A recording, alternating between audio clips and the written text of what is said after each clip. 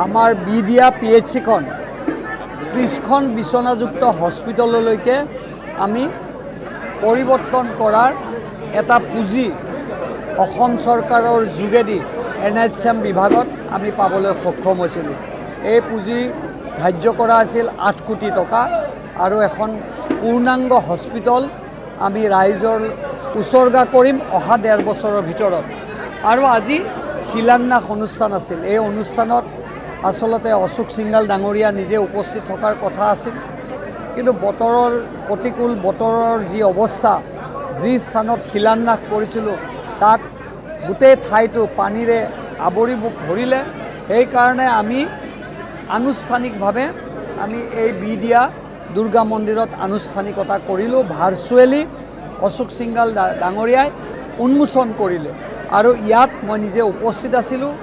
ৰাইজৰ যথেষ্ট ৰাইজৰ ইয়াত উপস্থিতি থকাৰ কথা আছিল, কিন্তু বৰষুণৰ কাৰণে আমি সভাখন আমি স্থগিত কৰি সাময়িকভাৱে আমি ইয়াত আজি অনুষ্ঠিত কৰিলোঁ। মই এই চেগতে মুখ্যমন্ত্ৰী ডাঙৰীয়াক ধন্যবাদ জ্ঞাপন কৰিছোঁ, লগতে ধন্যবাদ জনাইছোঁ বিভাগীয় মন্ত্ৰী অশোক সিংঘাল ডাঙৰীয়াক, ধন্যবাদ জনাইছোঁ বিডিয়া ৰাইজক, কাৰণ তেখেতসকলে বহু দিনৰ পৰা এই কথাষাৰ আমাক অনুৰোধ কৰি আছিল।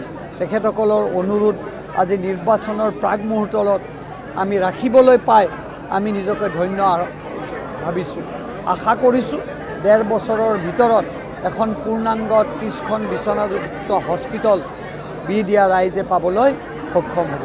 চাওক, 30খন বিচনাযুক্ত হস্পিটেলত ডক্টৰ থাকিব, নাৰ্ছ থাকিব, গাইনীৰ কাৰণে ব্যৱস্থা থাকিব।